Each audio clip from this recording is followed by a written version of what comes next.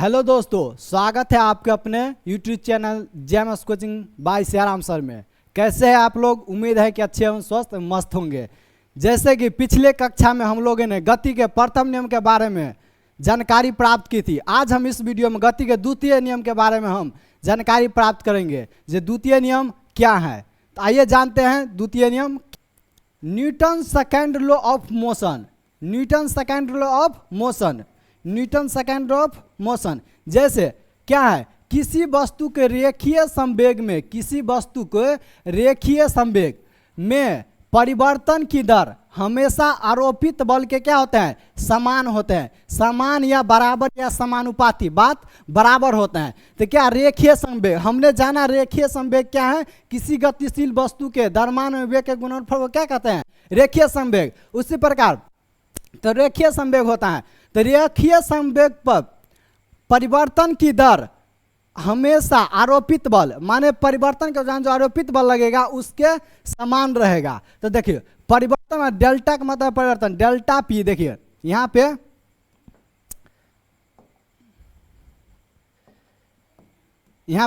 और delta P by delta T बराबर F. आप देखते हुए आप गति के दूसरे नियम से ही बल का फॉर्मूला एफ बराबर एम ए, जो आप लोग पढ़ते हैं एफ बराबर क्या? M A. तो गति के द्वितीय नियम से ही बनता है। यह किस तरह से बनता है हम देखते हैं इसमें। देखिए यहाँ लगा डेल्टा, परिवर्तन का माने डेल्टा पी, रेखीय संवेग पी हो गया, यहाँ रेखीय संवेग पी, रेखीय संवेग, और परिवर्तन की दर माने समय, कितना समय लगा?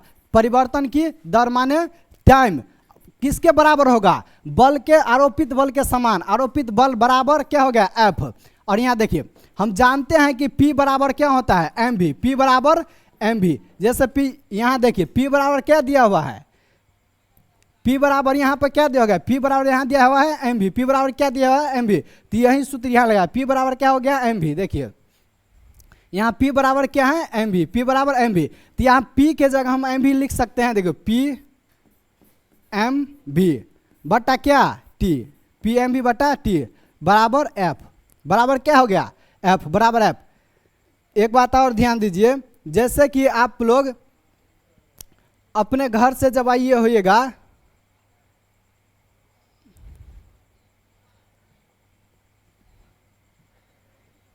देखिए यहाँ देखिए इसमें क्या होता है, जैसे कि आप लोग अपने घर से कोचिंग जो पढ़ने आए होगा उसके दौरान क्या होता है? उसके दौरान मान के चलिए आप 35 kg के हैं साइकिल के वजन के साथ। अगर आप 35 kg के हैं, अगर आप घर से चले, तो घर से जब चले तो आपका वजन 35 kg है, तो कोचिंग जाते जाते आपका वजन 35 kg रहेगा।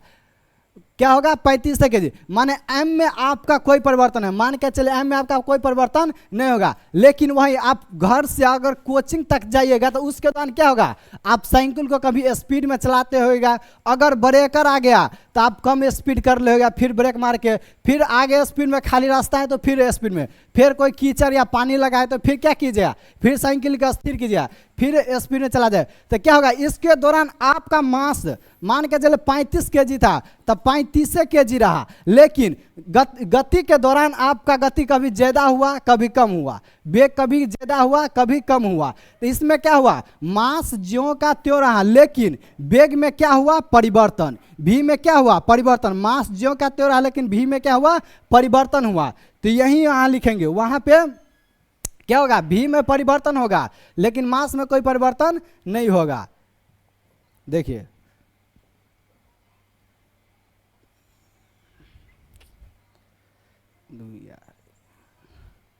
यहाँ पे देखिए, यहाँ पे क्या होगा? यहाँ पे मास में कोई परिवर्तन नहीं होगा, लेकिन भी में क्या होगा? परिवर्तन होगा। तो एम के हम इस साइड लिख लेंगे एम और डेल भी, क्योंकि मास परिवर्तन नहीं हो रहा है। आने के दौरान क्या होगा? वेग में परिवर्तन हो रहा है, कभी ज्यादा हो रहा है कभी कम हो रहा है। अब बटा क्या? टी। बटा क्या? टी बराबर क्या? एफ। हम जानते हैं कि वेग में परिवर्तन के दौर को क्या कहते हैं? त्वरण। वेग में परिवर्तन के दौर को क्या कहते हैं? त्वरण। तो त्वरण का किसके सूचित करते हैं? ए से सूचित करते हैं। तो लिख लेंगे डेल बी बराबर क्या? डेल टी बराबर क्या होता है? ए। डेल बी बराबर डेल टी बराबर क्या होता है? ए। तो यहाँ पर हम क्या, एम का एम में रह गया और ए कहाँ है? ए बराबर एफ।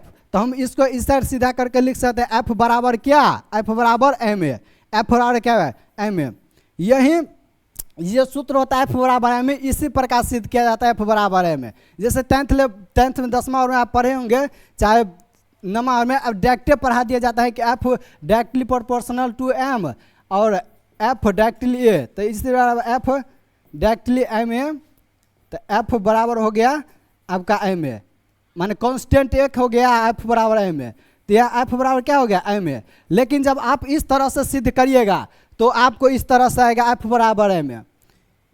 इसी में जैसे ऑब्जेक्टिव के तौर पर भी पूछे जाते हैं कि न्यूटन के किस गति के नियम के अनुसार बल का फॉर्मूला मिलता है, माने सूत्र मिलता है, बल बराबर F बराबर m a, जो आप पढ़ते हुएगा जो इसी तरह से आता है F बराबर m a। तो गति के दूसरे नियम में, गति के किस नियम में, गति के दूसरे नियम में बल के सूत्र F बराबर m a। पहलुका नियम बल का परिभाषा, लेकिन दूसरा नियम में क्या होता है, बल का जो फॉर्मूला होता है F बराबर m a सो सिद्ध होता है। उम्मीद है कि आपको यह समझ में आ गया है। इससे आगे देखिए,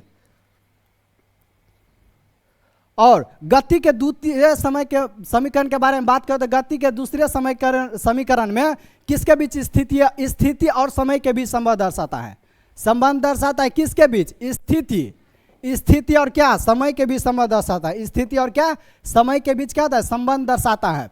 इसमें क्या हो जाता है, S बराबर होता है, जिससे पहलुका में V बराबर U प्लस AT पढ़ा था, इसी में ये सेकेंड लॉ में क्या होगा, यही हो जाएगा S बराबर UT plus half AT square, UT plus क्या, हाफ AT स्क्वायर, S बराबर क्या होगा, UT plus half AT square, जहाँ S बराबर क्या, तय की गई दूरी, जहाँ क्या S बराबर तय की गई दूरी, ये क्या हो गया त्वरण, ये क्या हो गया त्वरण, U क्या हो गया प्रारंभिक वेग, U क्या हो गया प्रारंभिक वेग, T क्या हो गया समय। जैसे हम पिछले वीडियो में हमने बताया था कि प्रारंभिक वेग क्या है, जैसे मान के चलिए आप यहाँ से यहाँ गए तो क्या आपका प्रारंभिक वेग, आप चलना यहाँ से शुरू किए, आप यहाँ से शुरू किए, आप यहाँ से शुरू किए, तो ये हो गया प्रारंभिक वेग। अंतिम वेग, रुकने से पहले जो आपका वेग होगा ना वही आपका अंतिम वेग होगा, वही क्या हो गया अंतिम वेग होगा। तो दूसरे समीकरण में किसके बीच संबंध दर्शाता है, स्थिति और क्या, समय के बीच संबंध दर्शाता है। तो S बराबर का UT plus half AT square, S बराबर तय की गई दूरी, U बराबर प्रारंभिक वेग, A बराबर त्वरण और T बराबर क्या समय, T बराबर क्या समय। और एग्जाम्पल देखे, इसका एग्जाम्पल देखे, द्वितीय नियम का एग्जाम्पल देखे तो द्वितीय नियम का एग्जाम्पल, ठोस वस्तु से आसान होता है बालू या गद्दे पर कूदना। आप देखते हुएगा जब आप कूदते हैं तो किस पे कूदे, ठोस वस्तु से नहीं कूदना चाहते, बालू या गद्दे पर कूदना क्या होता है, आसान होता है। उसी के दौरान ऊंची कूद या लंबी कूद में जमीन को खोदकर हल्का कर दिया जाता है, जमीन को खोदकर क्या कर दिया जाता है, हल्का, ताकि चोट कम लगे, ताकि चोट क्या लगे, कम लगे। खिलाड़ी को कैच लेते समय हाथ को पीछे की ओर करना, क्या होता है, गेंद जब कोई फेंकता है तो गेंद कोई मान के चले 20 की स्पीड मारा है तो एक जे रोकेगा तो उसको चोट लगेगा, हो सकता है उछल के बाहर भी चला जाए। लेकिन क्या खिलाड़ी जब कैच लेते हैं तो क्या करता है, अपने हाथ के पीछे की ओर करता है, जिस वेग से गेंद आ रहा है उसको धीरे धीरे शून्य कर लेता है, उसको चोट भी नहीं लगता और गेंद आसानी से क्या पकड़ा भी जाता है।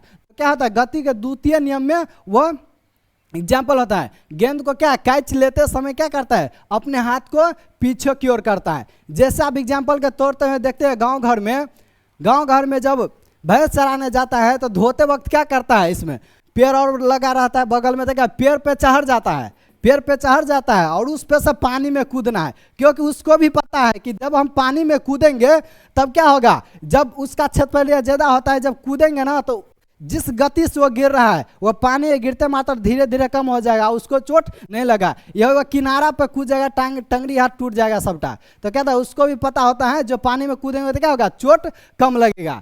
आज के वीडियो में हम लोगों ने जाना क्या, गति के दूसरे नियम के बारे में, और पहले ऐसे पिछले लेक्चर 3 में हम जाने थे गति के प्रथम नियम के बारे में। अगर यह वीडियो आप नहीं देखे हैं तो जाकर जरूर देखें।